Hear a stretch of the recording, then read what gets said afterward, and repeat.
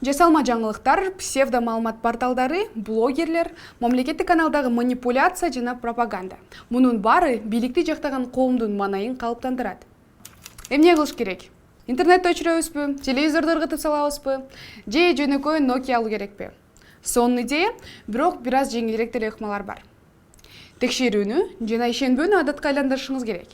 Ошондо сизди алдоо кыйыныраак болот. Маалыматтын булагын текшериңиз. Сиз окуган маалыматты башка көз карандысыз маалымат каражаттары тастыктадыбы? Ал четке кагылдыбы? Алар кандай булактарга таянышууда? Тастыкталбаган маалымат факт катары кабыл алынбашы керек. Гезитте коррупционерлерди кармап, 10 эсе көп компенсация төлөтүп жатабыз деп айтып жатат. Калп. Автор сыягы кустуризация саясаты жөнүндө сөз кылып жатат. Бул мамлекеттин пайдасына ыктыярдуу каражат төгүү. Кустуризация программасына Раим Матраимов сыяктуу бир катар коррупционерлер катышкан. Алар журналисттердин айтымында кеминде 700 миллион доллар урдап, 24 миллион доллар гана компенсацияланган. Маалымат булагыңыз кимдин кызыкчылыгын коргогонун билип алыңыз. 2022 жылдын башында Кыргызстанда 1800гө жакын жалпыга маалымдоо каражаттары бар экени айтылган. Алардын жарымы түздөн-түз мамлекет тарабынан көзөмөлдөнөт. Жеке маалымат компаниялар болсо өз кызыкчылыктарын көздөгөн бийлик адамдарына таандык. Көзүңүзгө көрүнгөнгө эле ишене бербеңиз. Сүрөт боюнча издөөнү колдонуңуз. Фейк жаңылыктар эски сүрөттөрдү, кинотасмаларды колдонушу мүмкүн. Же сизди алдап кетүү үчүн Photoshop тагылышат. Россия 24 телеканалы Украинанын фейктерин ачыкка чыгарганын кабарлаган. Алардын айтымында видеодогу кадрда Украина аскерлери өлгөн кишилер деп манекенди скотч менен ороп жатышат. Бирок бул Петербургдун астында сериалын тартуу учурундагы кадрлар болуп чыккан. Сандар менен манипуляциялоо оңой. Керемет жыйынтыктар сандар менен айтылат, туурабы? Бирок алар канчалык ишенимдүү болушат? Алар туура болсо деле көп учурунда каалагандай колдонсо болот.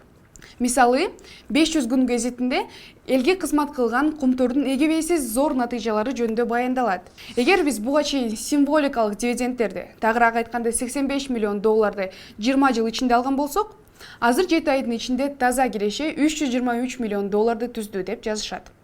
Бирок автор дивидендтерди жана кирешелерди бардык төлөнгөн салыктарды эске албастан салыштырып жатканын унутуп койду. Кумтөрдүн расмий сайтында жылдык отчеттор бар. Мисалы, 2020 жылы салык чыгымдары Чолпонбек Абыкеев айткандай 85 миллион доллар эмес, 160 миллион долларды түзгөн. Пропаганданы байкоо оңой эмес. Пропаганда коомдо бийликке керектүү коомдук пикирди калыптандыруу үчүн манипуляция колдонулат. ЛТР каналы казинонун пайдасы жөнүндө жалпысынан 14 сюжет жасаган. Чыгарылыштардын биринде Садыр Жапаров да катышып, ал казино ачылгандан кийин мамлекеттик бюджеттин толукталышы жөнүндө айтып берген. Ошондой эле алардын чыгарылыштарында эксперттердин жана депутаттардын пикири бар. Алардын бардыгы, албетте, Кыргызстанда оюн-зоок жайларынын ачылышын жакташат. Бул материалдарда альтернативдүү пикир такыр жок. Бул журналистик этиканы одуну бузуп, маселенин бир гана тарабын көрсөтүү болуп эсептелинет. Социалдык тармактар фейк адамдарга толгон.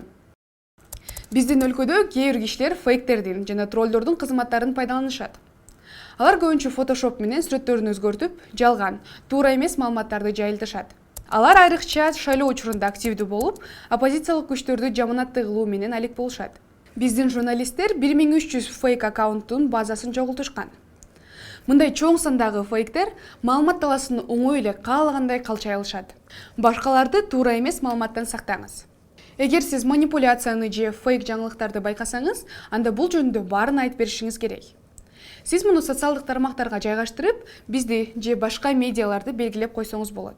Андан башка биздин социалдык тармактарга катталып, лайк басып, комментарий жазып коюңуздар.